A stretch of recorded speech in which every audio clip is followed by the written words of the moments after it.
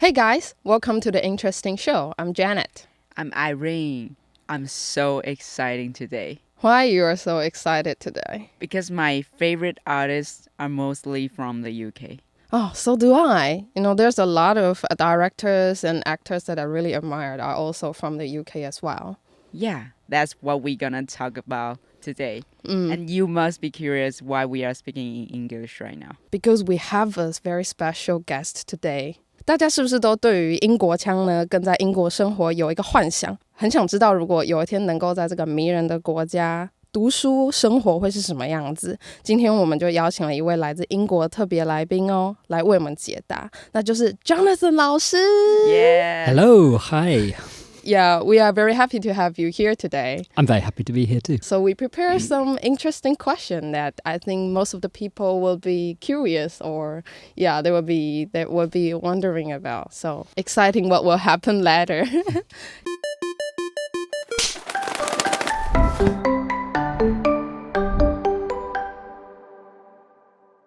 Are you currently preparing for the IELTS test? Are you having difficulty improving your speaking and listening skills?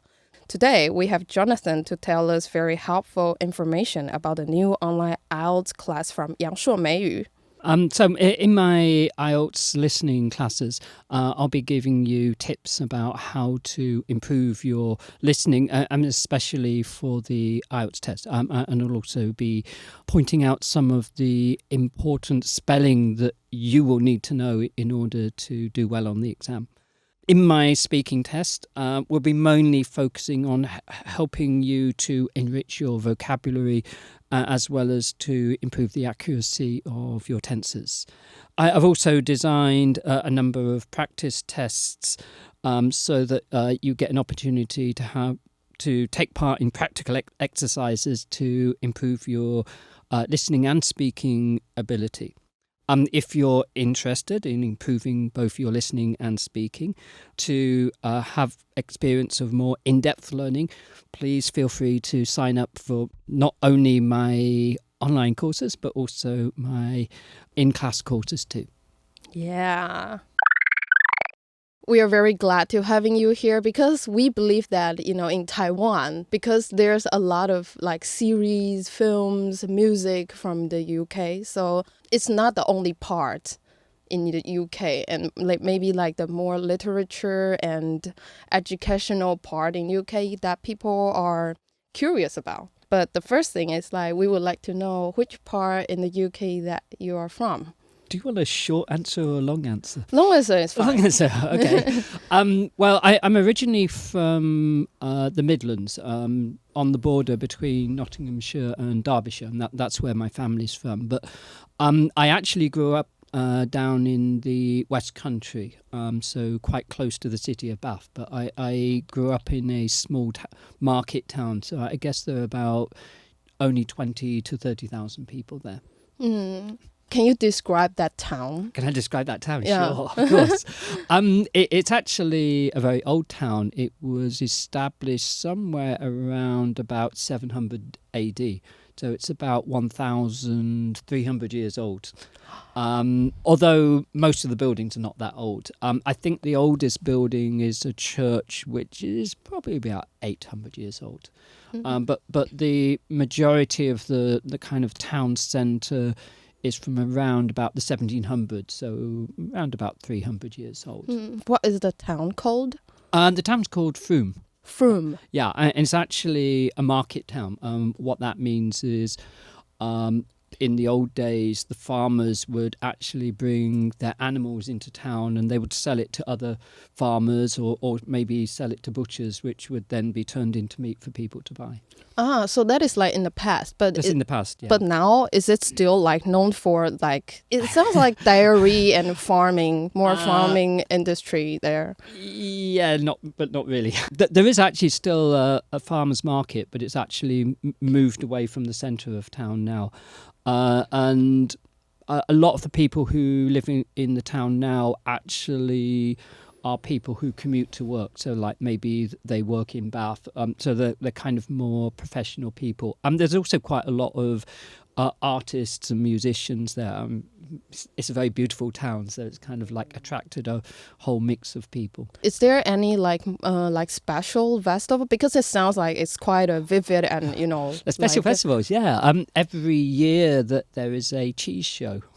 It's not just cheese, but like they have horse jumping, and they've got cattle shows like the most beautiful cow. But they also have a tent which is completely full of cheeses that are made in the local farms and so on. Yeah, and how about because you mentioned like it's like quite full of the artsy environment, and probably that just like appealing a lot of young artists or any artists in different aspects that go to that town too. I'm sure. I mean, there are, I guess, 2 theatres. There's also a couple of music venues. There's an arts centre. So there's quite a lot of activity, and then the first Sunday of each month, there's also a Sunday street market, and you can buy arts and crafts, but there's also lots of gourmet food. Yeah, this sounds fun place to go. Yeah, sounds pretty fascinating though. It's more like in the inner part in the UK. It's like, does it like belong to any sea or bay, or it's more like? We're about an hour from the seaside. From the So if seaside. you've got a car, it's very easy to get to the beach. Yeah, sounds like it's a beautiful place to reach out to different parts. Sure. I mean, it was a great place to grow up in. Yeah, and also like we are wondering that is there any local school like university in Frome, or you just? No. Yeah, I mean, I was very lucky in the fact that although it's a small town in the countryside and we're surrounded by fields and sheep and cows, that there are actually some very good schools. So I actually had a very good education. But the nearest university is in Bath, which is about 30 or 40-minute car journey. But Bath University is a very good university. What department that you major in? Because now you are a teacher, so we Sure. are wondering Sure. like I actually did a double major. So I did English literature and I also did drama. Oh.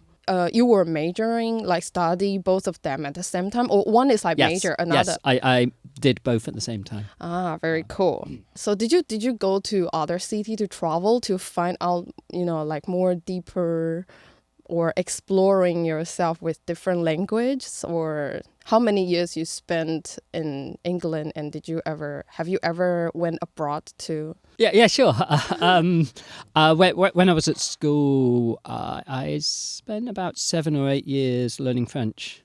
And each summer I did an exchange with a French boy in our twin town. So like I used to go and stay with him for 3 weeks, and then he would come back and stay with my family for 3 weeks. When I was 17 and still at school, I actually also went to France for a month to work in a hypermarket.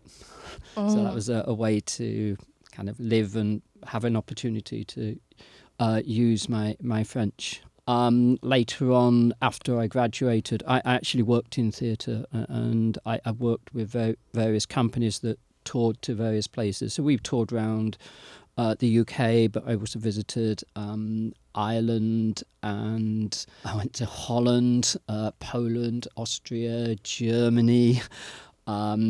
I went to Senegal in Africa, and then finally I ended up coming to Taiwan, which is how I ended up here. Those countries that you just mentioned, that you basically, like you say about the theater touring? I worked backstage, so I started off dealing with lights. And then I moved into stage management, production management, company management. So I was responsible for all of the actors, but also all of the technical stuff. Is there any change because you are actually working when you are like traveling? Do you have any change to do some local activity or go to some local place? Yeah, I mean, when you're traveling for work, it's kind of a mixed bag. So sometimes you just go there, you get up in the morning, you go to work, you work. I mean, like in theatre, like you'll start setting up in the morning and then you have a show in the evening. So like you might be working 12 or 14 hours. So sometimes you go to places and you don't see anything. But sometimes you also, like if you're there for more than one day, then there's often an opportunity to actually... You do get some free time and you can look around. Now, one of the great things about actually touring to foreign countries, though, is usually you get an opportunity to meet people who work in the theatres there, and you usually make friends, and then you get an opportunity to see a side of life that you don't get when you're just on holiday. So you actually get a taste of the place rather than just the normal tourist stuff.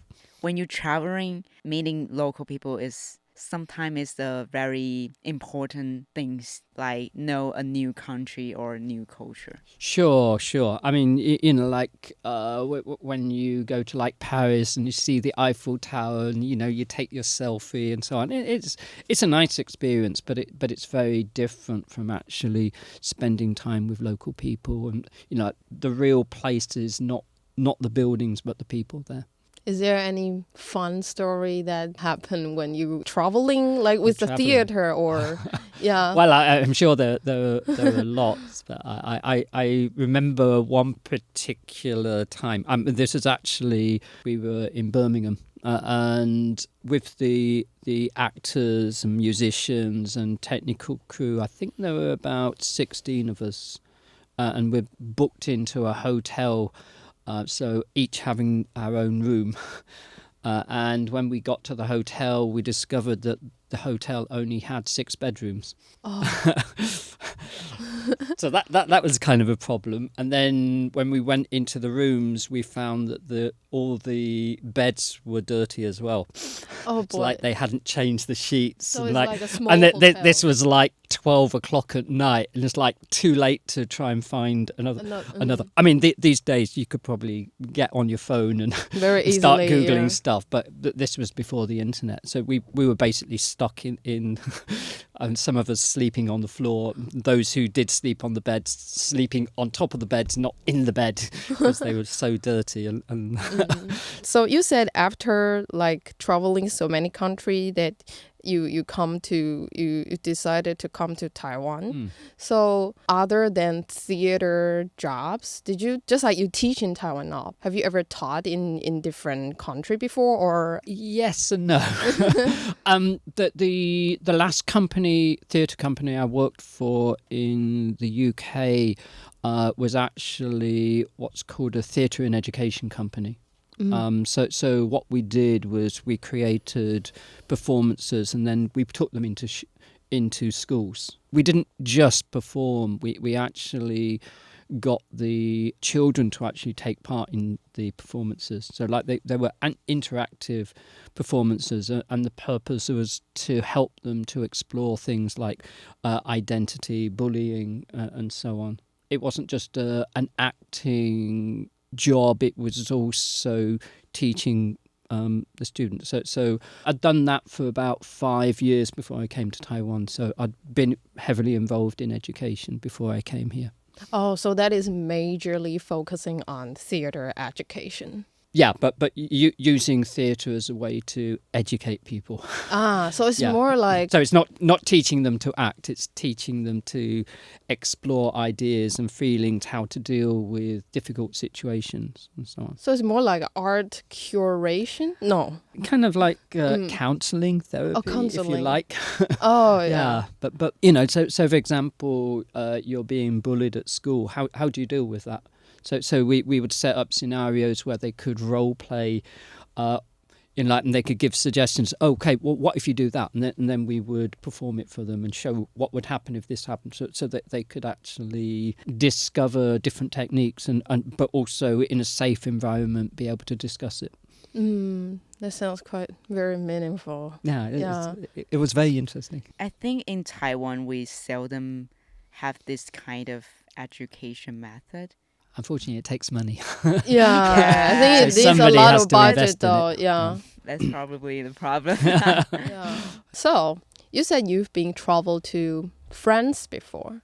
So did you learn the language there, or you learned that back in Britain? Yeah, I mean, here in Taiwan, you have to learn a foreign language, which is English. In England, we also have to learn a foreign language, and at my school, they taught French. But I'll be honest, the first 2-3 years, I learnt almost nothing. My teacher wasn't particularly good, and I wasn't particularly interested. And it's only when I had the opportunity to go and stay with a French family that I really developed a love of it. I stayed with this really, really lovely French family, and they spoke no English and I spoke no French. So like we spent the whole week just like smiling at each other and sign language. For the first time, I really understood that languages are not a subject in school, but a tool for communication. So I was really inspired, and then I started studying French much harder. How old were you then? At that age, I was 13. Oh, that is like high school, junior high school. Yeah, I mean, the English education system's slightly different, but it'd be the equivalent of junior high school, yeah. What is the system of British education? Yeah. School. Okay, we start school at either 4 or 5 years old.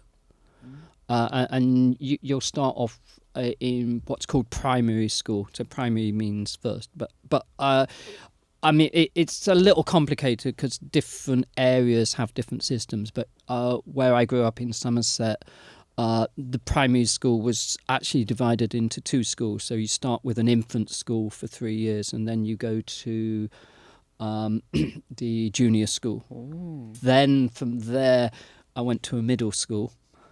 And then from the middle school to what's called the secondary school, which you would probably call junior high school. And that's until 16. And then the final 2 years is called the sixth form. And that might be at the same school, or you might go to a specialised sixth form school. Sixth form school? Yeah. Ooh. So it says sixth form, but actually it's 2 years. So it's sixth and the seventh form, but that's not what we call it lower sixth and upper sixth. History, tradition, and then college, yeah.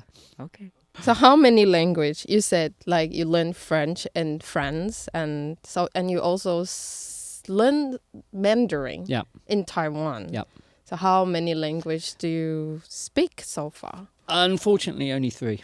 Oh. So English, French, and Chinese. Once upon a time, I did teach myself a little bit of Italian because I was planning to travel by myself around Italy, and because the grammar is a little bit like French, I was able to pick it up quite quickly. So, io parlato un piccolissimo italiano. That means I can speak a little Italian. But I because I haven't used it for like 20 odd years, I don't really remember any of that. Because I know some people that actually quite got the talent in like learning different languages. Do you think yourself that way? I guess so. I mean, I'm not sure that it's a talent. I think it's more of an attitude. One of the problems when we're learning a language is it can feel kind of scary. Because you don't understand everything, and so you often want to rely upon your own language. People will often translate, and that means everything becomes very slow because you have to have time to think about it, and you also end up like here in Taiwan, people speaking Chinglish, which is where they're using English words but Chinese grammar. So for many people, it's kind of a real struggle. But if you can accept ambiguity, like you don't need to understand every single word, and it's okay to make mistakes, then I think anyone can become a good language learner. But do you think this kind of situation, like you say, have some like very little or some mistakes in different language, but do you think that is also acceptable when you like started working in different country? Maybe you went there to do like business trip. If I go to UK, do you think the local people will accept this kind of, would they be that friendly? Yeah, they would love you. I mean, you know, that they're not expecting you to speak English perfectly. They just, when you're talking to people, what they're focused on is not your grammar. They don't care about grammar. What they focus on is, can they understand you? I'm not saying that grammar's not important. I mean, if you say, I yesterday go, I mean, it sounds pretty awful to me, but we understand that. The problem is when it's so bad that people can't understand you. You know, like, so sometimes people will say, I will went.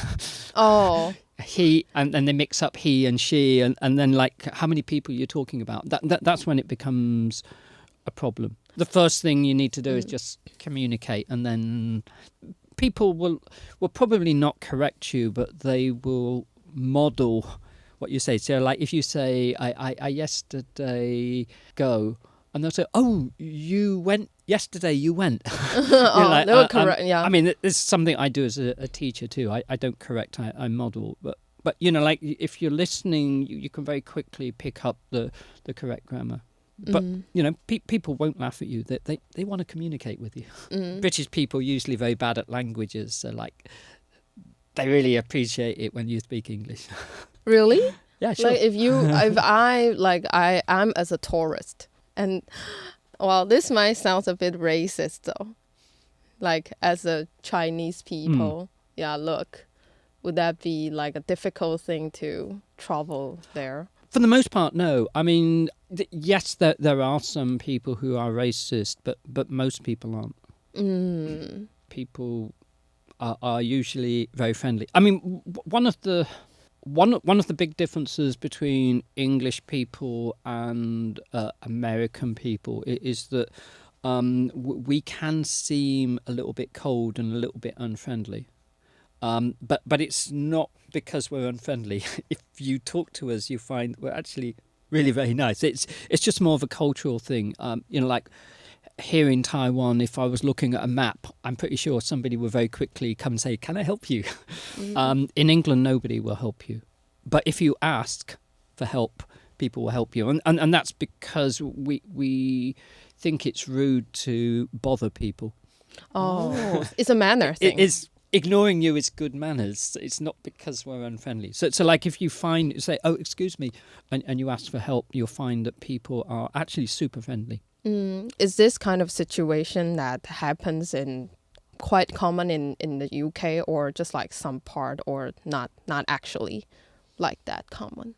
Yeah, it's pretty common. It's pretty common. Yeah, I mean, there are regional variations. I mean, but you see that in Taiwan too.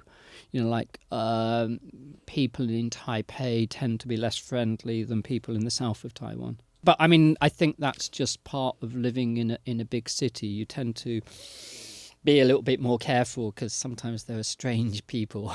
Oh. Whereas, you know, like if you grow up in a more local place, people tend to be much more friendly. So it's like when I go back to my hometown, I walk along the street, you know, like I see somebody I've never seen in my life, and they say hello, and I say hello. You know, and you see that in Taiwan too. I think probably is people live in city or more city place, they tend to be more like busy. Yeah. And they probably doesn't have that much time to stop.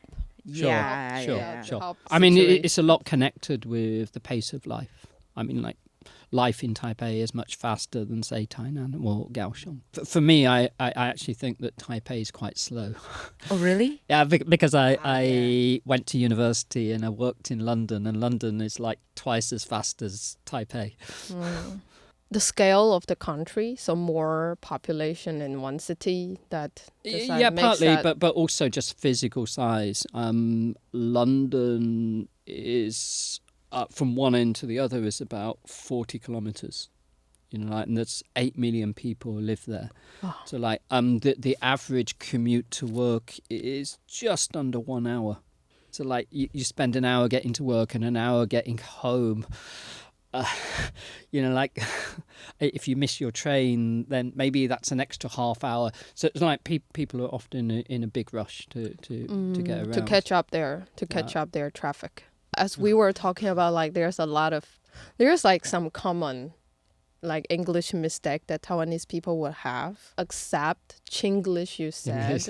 Do you think like the pronunciation? Earlier you said you think communication and about the content, that is like the more important things while you speaking in other languages. But in my own opinion, sometimes I would think that, pronunciation is also quite important though. If you cannot get like the punctuation or the... Yeah, but probably not in the way most people think. I mean, lots of people here in Taiwan, like they'll worry about their accent. When we talk about accents, there's just like so many variations. So like, you talked earlier about the British accent. There isn't a British accent. We've probably got about 200 different accents, depending on which part of the country you're from. The British are famous for talking about the weather. One of the reasons we talk about the weather is this is a really good and quick way to know where someone's from. So I'll say, it's hot, isn't it? And they say, oh, yeah, it's hot. I can instantly hear from the way they speak probably which part of the country they come from. Oh, really? So you ask this question because of this? Yeah, sometimes. Wow, sometimes. so cool. Yeah, so like, whether you say banana or dog or dog, it doesn't really matter. What is more important is what we call intonation. Intonation is the stress you put on words. So, I mean, you don't have this in Chinese because when you speak Chinese, each sound is about the same length. So, like, basically, you're doing this. Whereas if you take a word like intonation, it's like intonation. 2 quick sounds, and then a long sound. And then another quick sound. The thing you really need to focus on. If you can get the intonation correct, then you start sounding like a native speaker, even if you have a Taiwanese accent. That's what I'm gonna practice later. Yeah, no, we will practice that later. Okay. I mean, after you came to Taiwan, what was the culture shock like for you when you first come to Taiwan? It's kind of like a little bit strange. It's a little bit like feeling jet lag. I mean, I don't know if you've ever had jet lag before. It's just like, you like when I come home from England back to Taiwan, like it's 10 o'clock at night, it's dark, everybody wants to go to bed, and my brain's telling me, oh, it's like 2 o'clock in the afternoon. Oh, still, so like your brain and your body are kind of out of sync. I felt a little bit like that when I first came to Taipei. Taipei is an international city. Everything that you can find in London, you can also find in Taipei, but somehow everything is somehow slightly different. You can't quite put your finger on what's different, but it is different, and people kind of behave in slightly different ways that you don't expect. That's a bit of a culture shock. It takes a while to kind of just adjust to it. That is more like about the people. Like the feeling that the culture... Yeah, well, it's not just people. It's also about just a visual thing. In like walking around England, you see lots of English. Walking around Taipei, you see lots of Chinese. That's the major, I mean, just like it's not something I hadn't seen before. I mean, London has a Chinatown. There are lots of cities around the world that have Chinatowns. So I've seen Chinese before. But like just to be everywhere you go, it takes a while to kind of get used to. Do you have any imagination before you came to Taiwan? Pre-imagination. Yeah.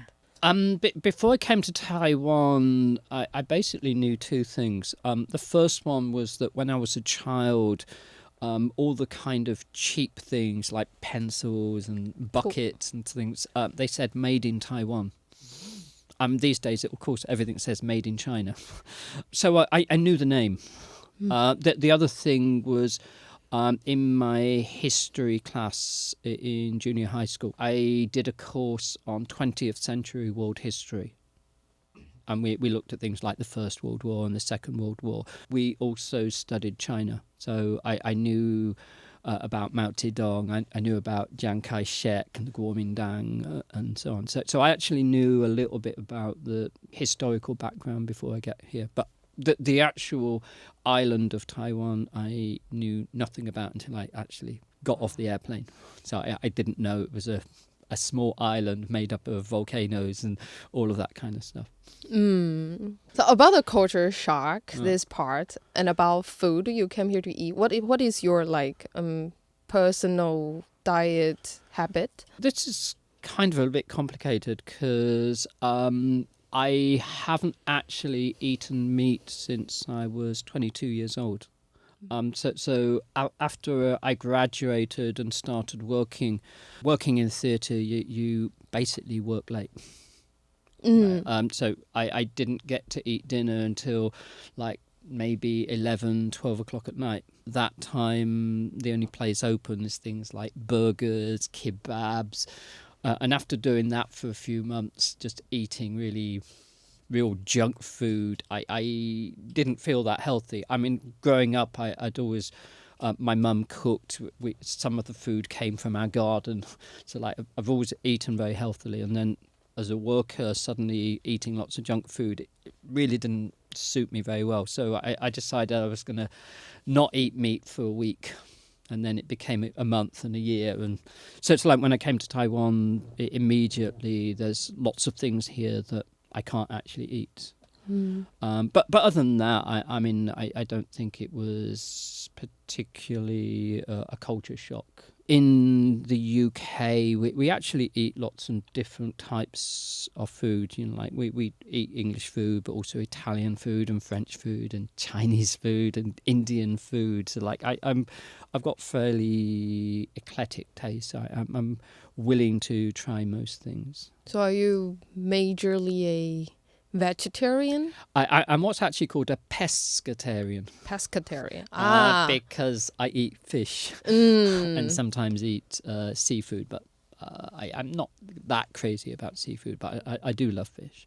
Do you think Taiwanese seafood is a good seafood or something? Because yeah, I mean, the UK is also an island, but one of the problems that happens is the fishing boats come into the port and they send everything up to London, and then it gets sold in London, and then even if you live near the seaside, it gets sent back. So by the time you eat your fish, it's probably 2-3 days old. wow, it's not fresh. So not that fresh. So yeah, I mean, one of the things I really enjoy about Taiwan is the fish is much fresher. Yeah. So have you ever been to any 海产店 in Taiwan? Yeah, sure. Yeah. Of course. Yeah, seafood heaven. That sounds a bit cruel though. What about like famous food we think when we talk about British is fish and chips? Fish and chips, yeah. Yeah. What do you think about that? What do I think about that? Yeah. Sure. You know, fish and chips comes in all shapes and sizes. And what I mean by that is sometimes it's okay, sometimes it's terrible, and sometimes it's fantastic. It really... fish and chip shops are usually individual shops. So like they're not big part of a big chain. I guess the equivalent here would be like the... Shen suji. Oh, shen suji. You know, like fried chicken, and like obviously I don't eat that, but Yeah. I can smell it, and you can really, and I do have friends who eat it. So like I know some of them are good, and some of them are bad, and some of them are okay. Well, fish and chips is a little bit like that. If you're visiting the UK, I strongly recommend that you eat fish and chips, but I would also recommend that Which store? you do a Google search first. To find a rate first. 5-star. Yeah. You know, like if you find a really good store, you'll fall in love with it. But if you find a really bad store, you'll probably hate it for life. Oh my. As we talk about the fried chip and the fried chips in the UK, that is like only the food part, but there's like a bigger question that we want to ask you about as a British. What is Britain like to you? For example, like in education, culture, people, environment, or royal family. These kinds of aspects. What do you how will you describe this place? That's a kind of complicated question. Obviously, it's a much older country than Taiwan, so we have a lot of history. So like I said, my hometown is like 1,300 years old. That affects our culture and our education. But we're also a country has been open to immigration. So we also have people from all over the world. Like growing up in a small town, it's not so obvious, but one of the things about London is it's such a cosmopolitan city. And like everywhere you go, you're hearing different languages, and you can eat different types of food from basically all around the world. So it's like a real melting pot, if you like. Education-wise, I'm not entirely sure I'm qualified to answer that, and just that I think things have changed since I was a child. When I was at school, the thing they really, really, really emphasised was about critical thinking. So learning to be able to think by yourself and question everything, and be able to basically be able to become your own teacher.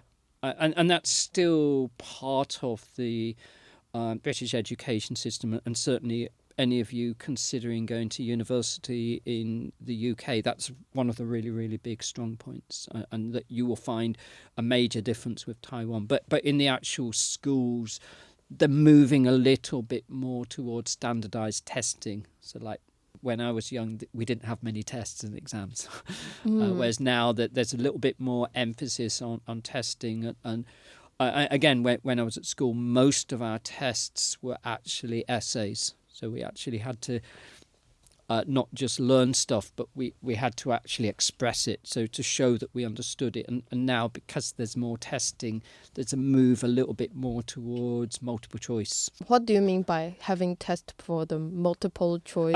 Multiple choice basically means you choose A, B, C, or D. So like this is really about memorization.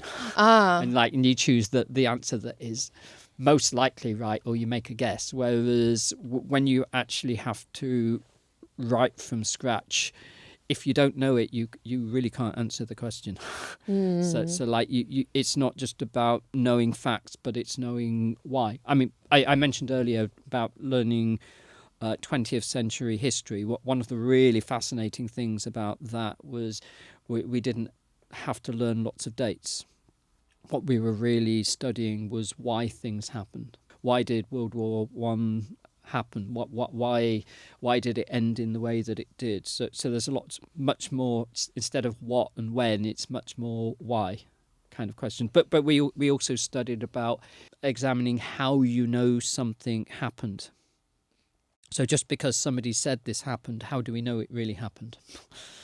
You know, so if you take the example here in Taiwan of the 228 incidents, that there are two very, very different views of that. So which view is correct? Or maybe both views are correct, or maybe both views are wrong. And how do we know that? So there's a much more in-depth exploration of issues and ideas, and learning to be much more critical. Because I actually heard from like some foreign people, they are actually quite surprised that in Taiwan we don't have like actually a critical courses here. Was that a culture shock to you also? I don't think so.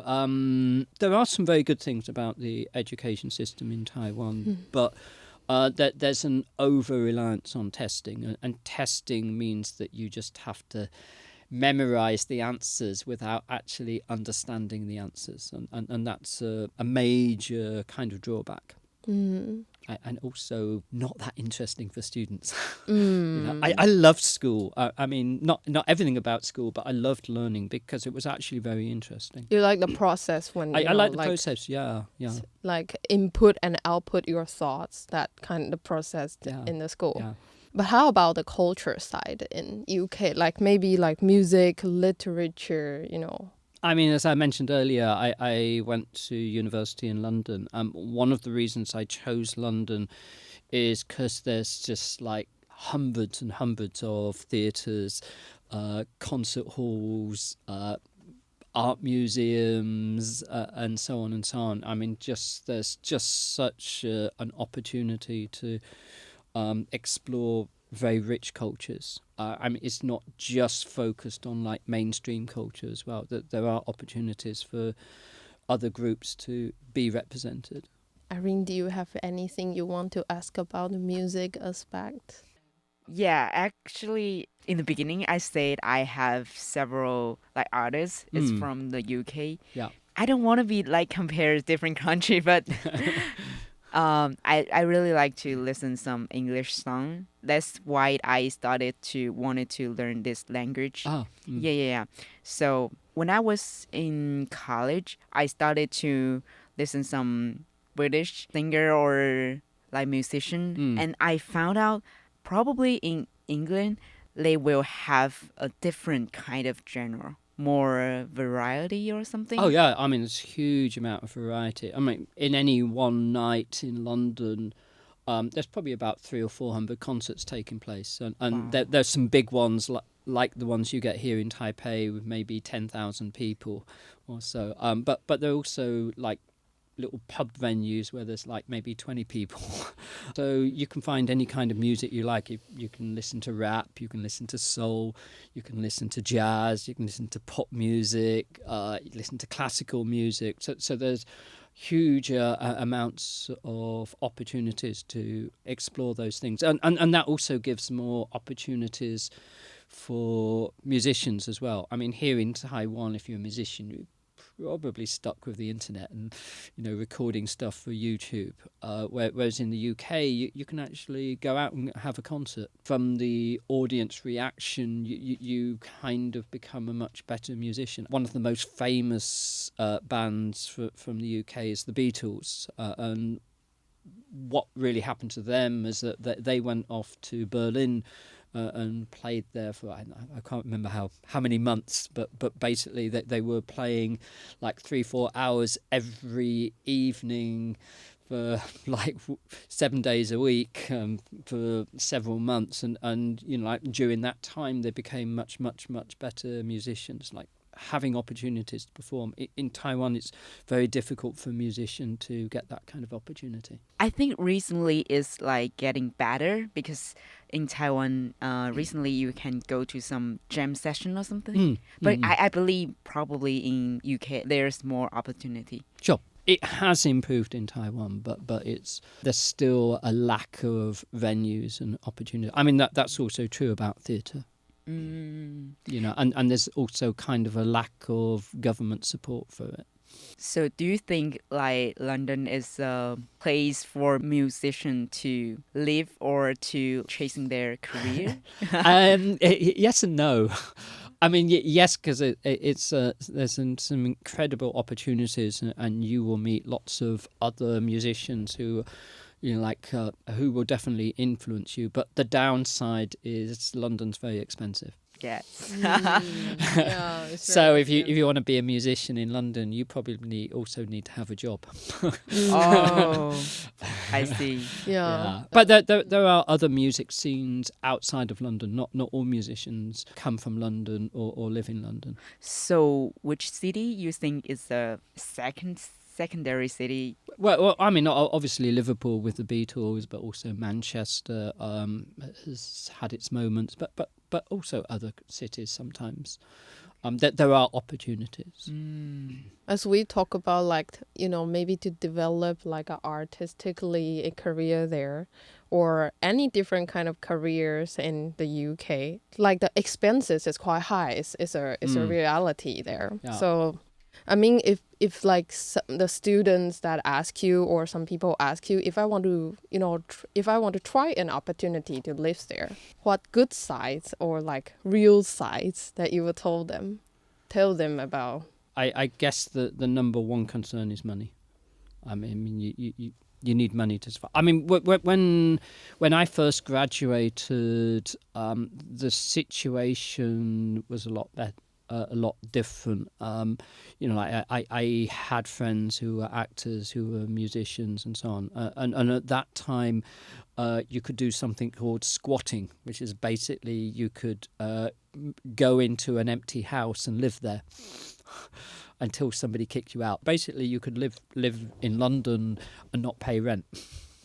And you could find temporary work. So like when you needed money, maybe work in a call center or something like this, or work in Starbucks, and then also do some gigging, get paid for that. So people, I mean, it was a hard life, but you could survive. So you could maybe spend 4 or 5 years pursuing your dreams, and hopefully you'll get the break, and then that becomes your career. Or if maybe you're not successful, maybe eventually you go and get your office job, and then it becomes a hobby for you. But it was possible to do that. Now, these days it's becoming much more difficult. I mean, also, one of the major differences when I was at university is we didn't have tuition fees. So, like, going to university was free for me. Oh. So, like, I had no debt. Wow. These days, as you probably know, in the UK, you have to pay. And it's not cheap. So like, increasingly, as I said, I did this double major in English and drama, and some of my classmates became actors. And some of them were from rich families, but some of them were from poor families. Now, if you're from a poor family, it's much, much, much harder.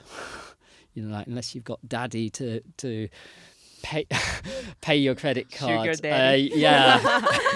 You might find it very difficult. I mean, so like quite a lot of the British actors that young British actors that you probably know usually come from quite well-off backgrounds. But that didn't used to be true.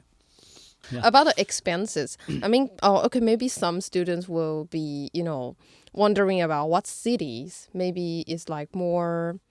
All over the UK is quite expensive, right? But some places are more expensive than others. So like London is the most expensive. London is the most expensive. Northern cities tend to be a little bit cheaper for everyday life, accommodation, food, and so on. If I want to have the education in the UK, is there any city in the UK that is the best?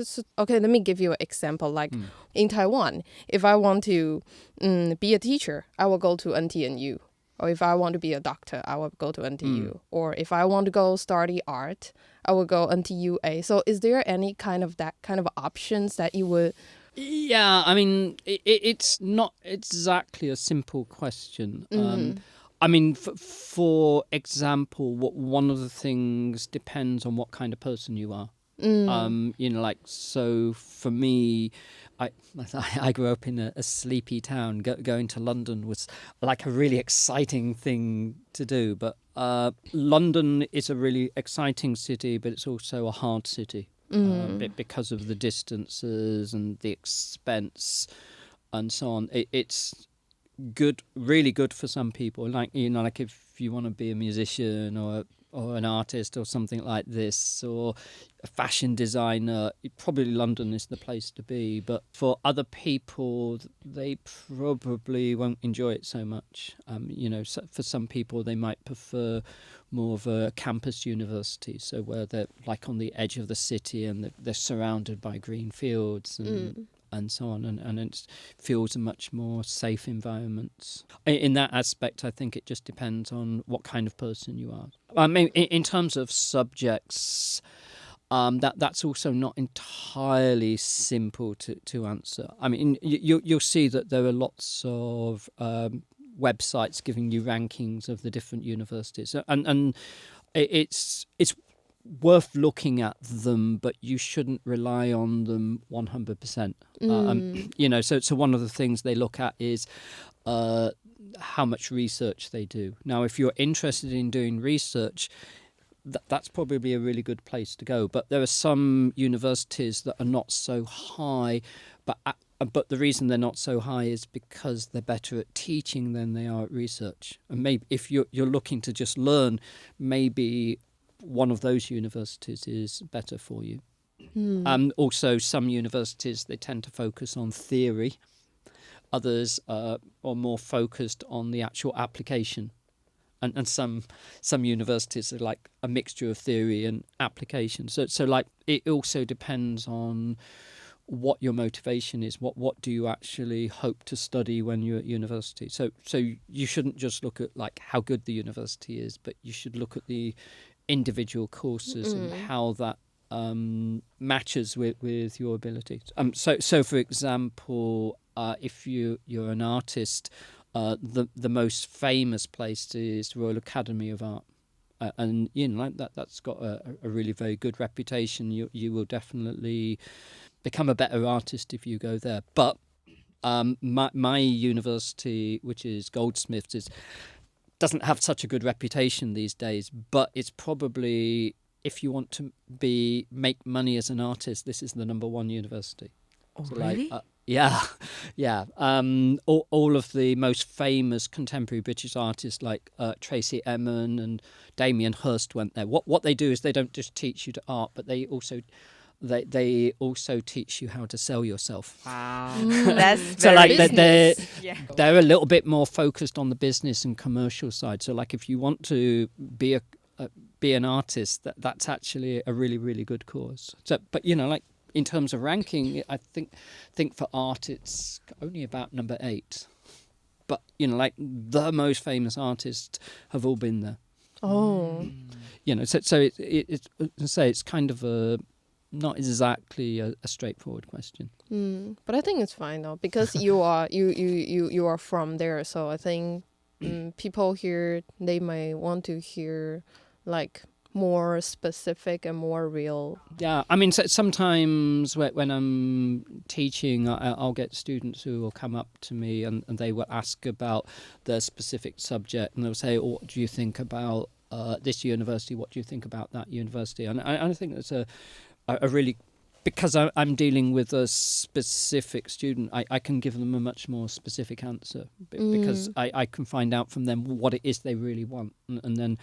I mean, I've actually visited quite a lot of the universities in the UK.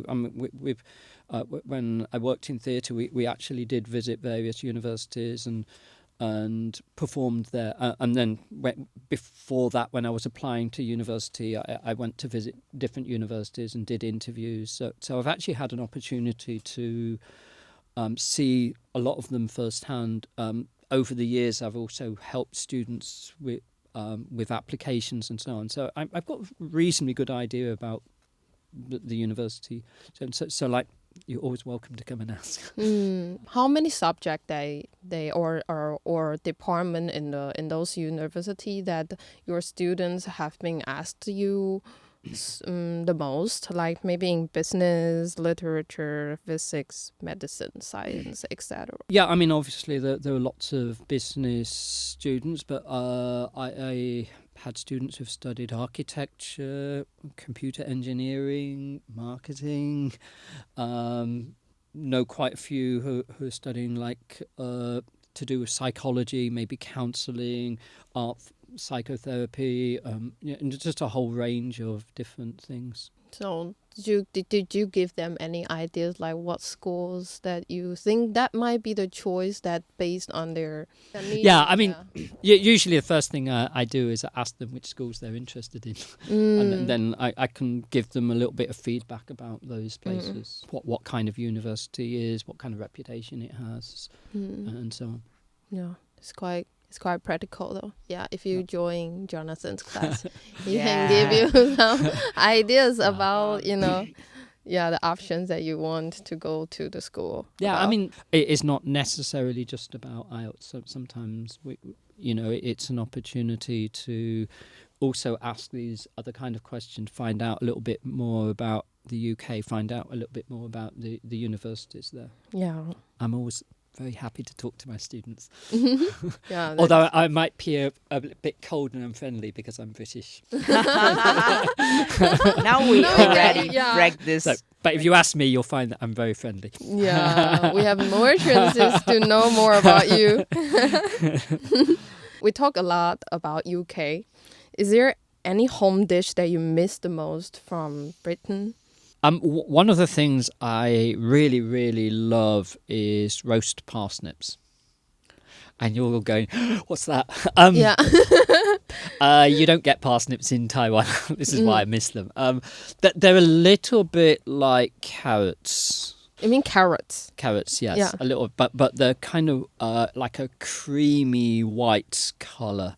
But they're a little bit sweet, and they're just really, really, really delicious when they're roasted in the oven.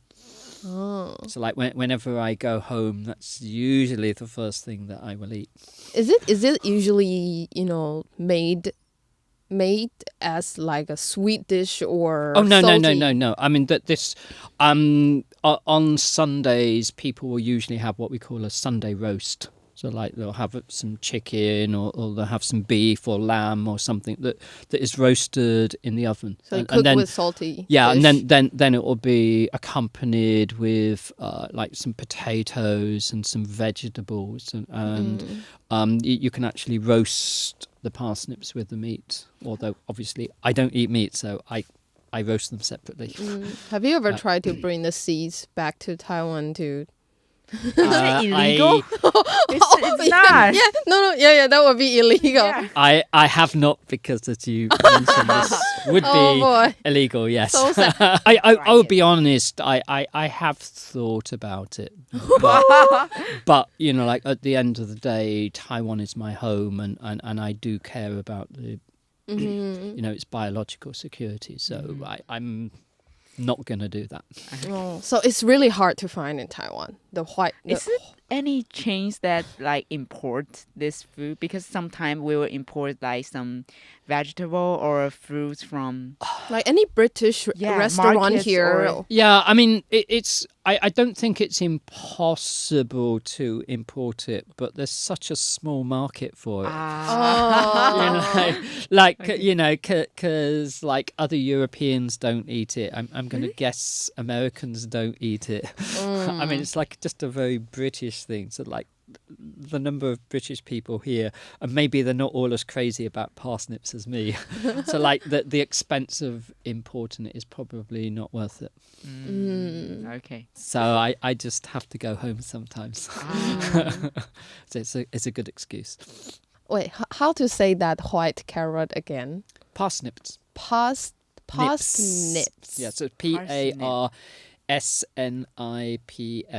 This might sound a little bit funny though. It's like, why you give up your parsnips and come to Taiwan to teach English and live here? I think accidents. The theatre and education company that I was working for, we had an opportunity to come here and perform, but also do a week's workshop down in Tainan. I had a very interesting time here, and I met a few Taiwanese people, made friends with them.